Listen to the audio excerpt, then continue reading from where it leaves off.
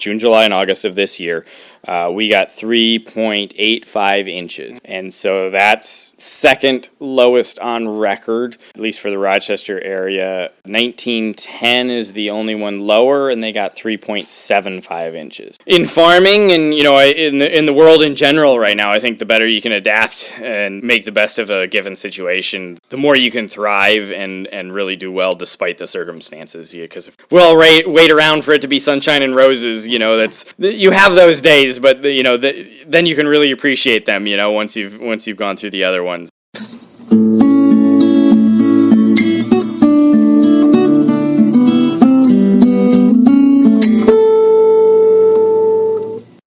Welcome to the 323rd installment of Ear to the Ground, the Land Stewardship Project's podcast on family farming, regenerative agriculture, community food systems, and local democracy. I'm Brian DeVore, editor of the Land Stewardship Letter. When I recorded the interview for this podcast in late September, I was standing on a southeastern Minnesota farm that was at the center of one of the hottest, driest growing seasons in the region on record.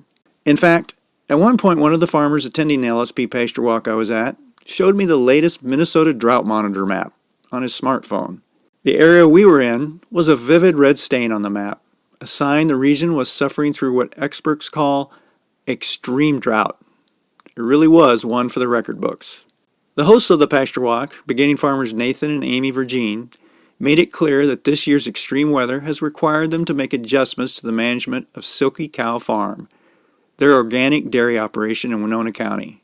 Their herd of around 65 milkers and young stock relies heavily on rotational grazing, and it was clear the lack of rain and blistering temperatures had not been kind to the grasses and forbs the Vergines have in their pastures. Fortunately, since Nathan and Amy began the process of taking over the operation from retired farmers Arlene and Mel Hershey 5 years ago, they've focused on adaptation and flexibility. A cornerstone of their ability to roll with the punches has been to utilize techniques like adaptive rotational grazing to build soil health and thus boost their pasture's resiliency. During the LSP pasture walk, participants were shown what adjustments have been made on Silky Cow Farm during the long, hot summer of 2023, and there was an energetic discussion about what lessons were learned that could be applied to future growing seasons. For example, the farmers are reconsidering their past concerns about using alfalfa as a pasture forage, given how well its deep-rooted plant structure seems to ride out drought conditions. They're also working more toward diversifying their enterprise base so that they aren't as vulnerable economically and agronomically. As Nathan made clear in our interview afterwards, it's next to impossible to predict what curveballs the weather will throw in the future, which makes building a healthy soil biome that can weather extremes more critical than ever. It's a little like having a savings account in the soil bank to prepare for a rainy day, or conditions that are quite the opposite. Nathan started our conversation by describing just what impact the summer of 2023 has had on the way that they produce milk. June, July, and August of this year, so the kind of the summer months, main summer growing months, June, July, and August of this year, we got 3.85 inches. And so that's second lowest on record, at least for the Rochester area. 1910 is the only one lower, and they got 3.75 inches. So yeah, there's one. I think the next one is up to like 4.5 or 5 inches, somewhere in there. So it's it's not even close. And and some people close, relatively close neighbors got more and less rain than we did. So it's it's not saying everybody in this area experienced the same, but it's definitely isn't indicative of the general area. It's not a it's not something you want to see very often, the worst drought in 100 years, so hopefully next year is not the worst drought in 150 years, so. Well, on the one hand, you can say, well, I'm learning so much from going through this drought, but on the other hand, you maybe want to say, I've learned enough, I can go back to normal now. Exactly. I've learned enough, I'll just pass on what I know to my grandchildren, and hopefully we won't have one that bad for another 100 years. So typically, last couple years, I've been finishing up grazing around Thanksgiving. often. Sometimes there's a few weeks of supplemental feed there in there as I finish up grazing, but I think last year I was 100% grazing until Thanksgiving, and then I went full feed. And then this year it looks like we'll be finishing up around the 1st of October, so we're losing 6 to 7 weeks of year-end grazing. And then on top of that, I'm also grazing a bit tighter than I normally would, and so there isn't as much left over out in the field for the the microbes and the other stuff that consumes that litter on top of the soil at the end of the year. So it's in some ways even worse than that. So I think it's common going through any difficulty in life. You go through at least part of it, and then you look and see, hey, what could I have done better, and what can we change to, of course you rarely go through the same thing twice. So, but yeah, I've definitely had to readjust my thinking on, I'm looking at some of these pastures going, well, orchard grass most years is great, but in a drought year like this, you get a little bit of growth here, and then a lot of the orchard grasses just quit. I haven't gotten anything. It just sits there and does nothing. So it's like, okay, well, what can I? Because I look at the one field where I worked it up and I planted some, a new pasture mix, and it didn't ultimately end up taking off very well, but I did get a field full of lamb's quarters primarily, and it's like, well, even the lamb's quarters got more tonnage per acre this year than most of my grasses did, and so you start evaluating, okay, how can I take advantage of that in the system that I have to grow more forage consistently, and while keeping costs reasonable, and so alfalfa will probably be part of that for me. Sorghum Sudan will probably be part of that. I definitely. It isn't just going to be one thing for sure. I think it's going to have to be, kind of approaching it from every angle, whether we're going to, and I don't know whether we're going to, is next year the drought going to be worse? Is it going to be better? I don't know. It certainly hasn't broken yet. So we'll have to, just take it one week at a time, one day at a time, and keep learning, keep, adjusting. And, I think that's part of farming, part of a life well lived. A little bit. Yeah, that's one thing you made a really good point is, so you could say, well, I'm going to do all these things to plan for a really dry year next year, but you have a good memory of just a couple years ago, incredibly wet. It could be again, it's just really hard to predict what's going to happen. So it sounds like one of your strategies is to try to stay as flexible as possible and not get maybe super invested in one way of either how your pastures, what your pastures are dominated by, or how even the size of your herd, that kind of thing, that you're trying to stay a little bit flexible in that. Yeah, I think one of the goals for the farm here is to definitely diversify. I've spent many years working or selling direct to consumer and raising all sorts of things on my farm. At this point, it's now mainly a bunch of products for ourselves, and then mainly milk for as far as a saleable product. And I'm definitely looking to diversify, so that I'm not just dependent on, say, how well the orchard grass in my pastures does, or even the alfalfa, but instead, starting to diversify out into other things, be it other species that are slightly less dependent on grass, or even looking at things, I got some grapes and I got some apples, and those have all done much better this year than, not as good as last year, but still compared to the, a lot of my pastures, they've performed much better. Yeah, I think diversifying in not just because I see, the alfalfa's performed really well this year. It's like, okay, yeah, I think I will include more of that in my pasture mixes and up the percentage of it in my pastures. I would like to look into some more annuals as well. It's more of those deeper rooted plants and see how much of those I can kind of encourage. And, even if it's just on the margin around the edges, that, it makes a difference in developing just kind of a working ecosystem. Yeah, and speaking of which, you had talked about when you first, I think, came onto this farm, was it in 2018? 2018.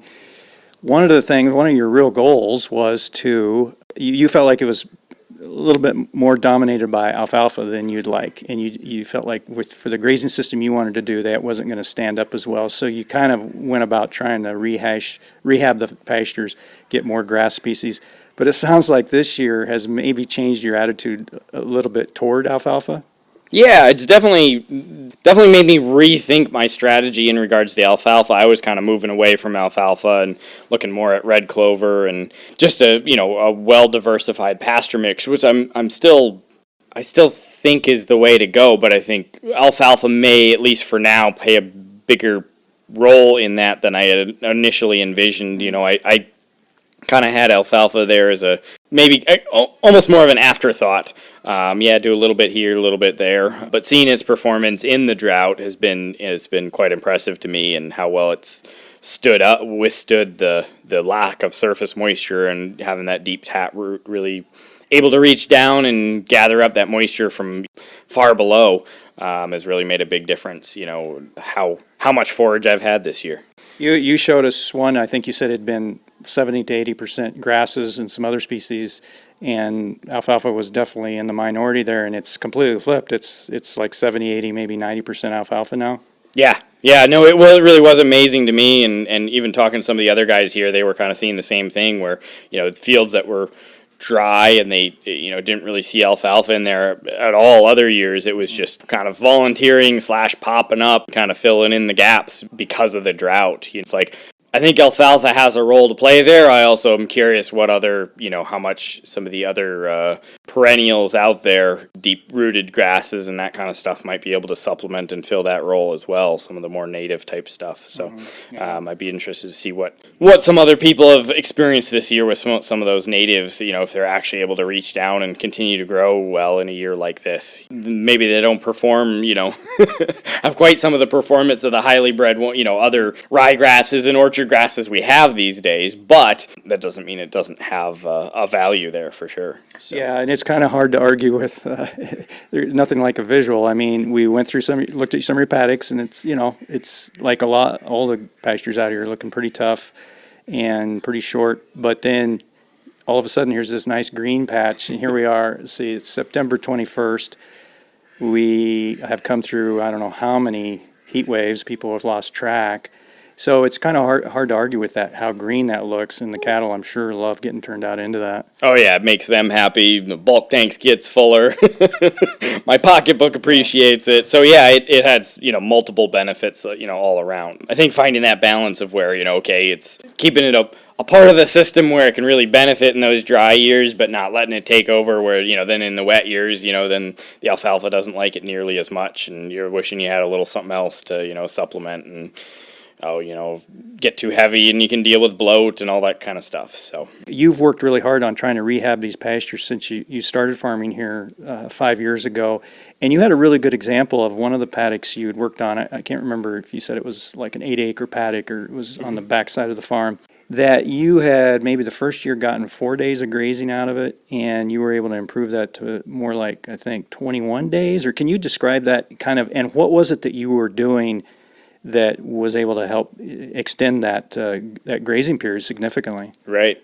Yeah, so we had a 8-acre section of a field, basically the end of a bigger field, and I'm not sure exactly how it was managed prior to me getting here, but it was clearly in poor condition. Wasn't really much growing there, to be honest. It was some weeds, but even the weeds were kind of not sad looking. It just wasn't overly productive in any way. And so we did some bale grazing on it the first year, so that definitely helped. That was the first season I was there. But the first season, so we grazed some bales there. That was the very first thing I did. And then the rest of that year, I think we got a total, and it was a fairly wet year, but I think we got, with roughly 60 head, I think we got about 4 to 5 total grazing days off that 8 acres. And then about 4 years later, and it was a continual improvement, but by 4 years later, we could graze the same acreage and get, depends on the season I look at, but between 21 to 26 days of grazing off that same acreage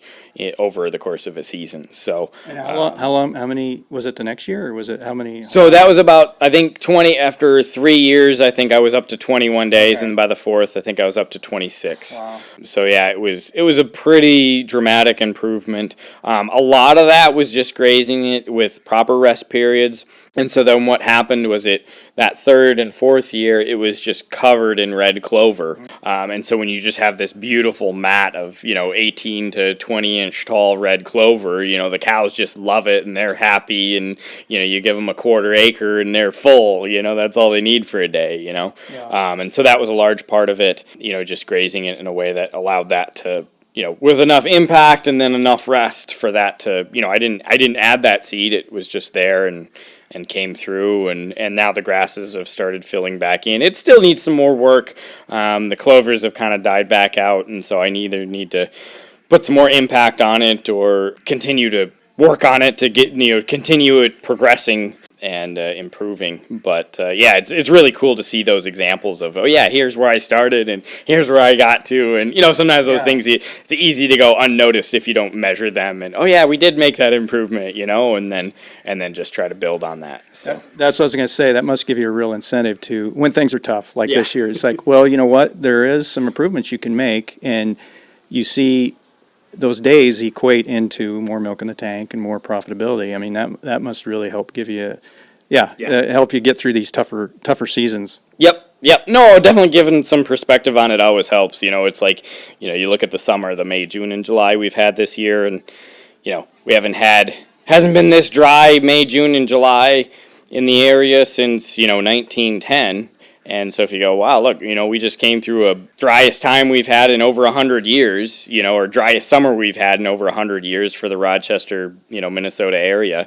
And so it's like, okay, well, if we've made 1 year, I don't I don't know if it turns into 2 years how that'll go, but hopefully between now and next May we get some moisture and we actually start growing some good forage and can return to at least somewhat of a semblance of normal for this area.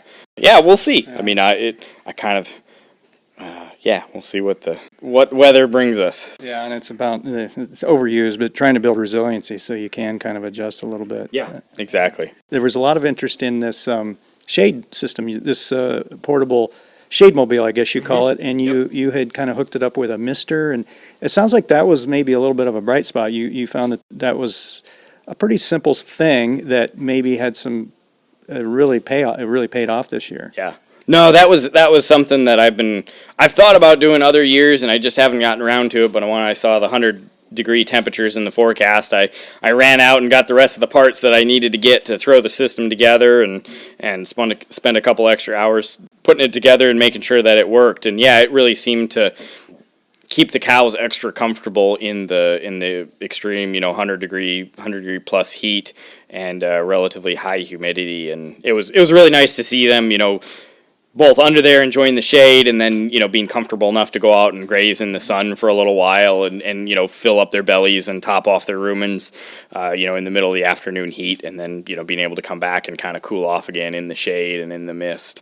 It was nice to kind of be able to get some of that infrastructure, and it's not quite the same as a barn with concrete and misters and fans and all that, but it's pretty doggone close, and in a lot of ways, in some ways, even more comfortable. Fortunately, we did have a good breeze, so it was just about a concrete barn with fans, misters, and a shade. So it was almost there. So you said you actually saw some increase in milk yield on some of those really hot days, and you think that really helped? Yeah. No, I was fortunate enough to have the milk tester out right in the smack dab in the middle of the heat wave, and he's like, "Yeah, sorry to come during the middle of the heat wave. Some guys want to cancel when it's this hot just because the milk sow is down." I was like, "No, I'm on my best feed that I have had all year, and I'm on the misters, and the milk's definitely up. So now is a great time." And sure enough, the milk was up a decent bit. I don't remember the exact numbers off the top of my head, but between those two, it makes a huge difference. Does something like building soil health become even more prevalent on your mind in a year like this, where it's that long game of trying to build that soil health through rotational grazing and rest periods and that kind of thing, where you may still have not such a good year, but if you can build it through time and build that soil's ability to make use of moisture and have good aggregate structure, is that something you think about a little bit more? For sure. I mean, it's part of it is, help provide that that perspective, like that was helpful for me, for example, to just sit down and look, oh yeah, okay, this is like the driest summer we've had for over 100 years. Okay, well, it's not just me going, oh, it's so bad, why, why, I don't like this, But then, looking at it going, okay, well, if this is, not to say we won't get more drought next year, but to say, look at it and put it in that perspective and say, okay, this is why you want a resilient farm that has good, rich, deep soils, and then also to not become overly reliant on just a single thing. It's like, oh, okay, well, it's a good thing I wasn't reliant on a crop that needs 6 inches of rain to get going, because I would have been out of luck this year. When you're working with nature, when you have a soil, soils and you're trying to build them, when you have a rough year, that's what you want a soil bank for. You want to be able to pull on that. So in that dry year, yeah, okay, we don't do this every year, but in a dry year, maybe we do graze our grasses a little shorter just because we need to feed our cows something. And so, it's got to come from somewhere. Either I have to make the money somewhere either I have to go borrow the money or go make the money somewhere, or fertility gets to pay up a little bit. So, I probably will do some combination thereof, a little bit of pulling from soil fertility. It's maybe not the best thing to be grazing it off tight, but it's what I have in front of me, and so I'm going to utilize it, and then hopefully in the coming years I'll have the moisture and I can pay it back in excess. But that's what you have a savings account for. That's what you have a soil account for, is being able to pull from it in those times that are rough. And this is definitely one of those years. It isn't my ideal, but it's not killing me to be looking out at my pastures going, oh no, look what I'm doing to my pastures. I'm looking at it going, okay, well, this is less than ideal, but this is far from an ideal amount of moisture we've gotten this year, and not for it to become an ingrained habit, but just to realize the situation you're in and respond accordingly. Being able to adapt is critical, I think in farming and, in the world in general right now. I think the better you can adapt and, make the best of a given situation, the more you can thrive and really do well despite the circumstances. Because if we all wait around for it to be sunshine and roses, you have those days, but then you can really appreciate them, once you've gone through the other ones, and certainly the other days, the rainy ones, the too hot, the too cold, they're more common.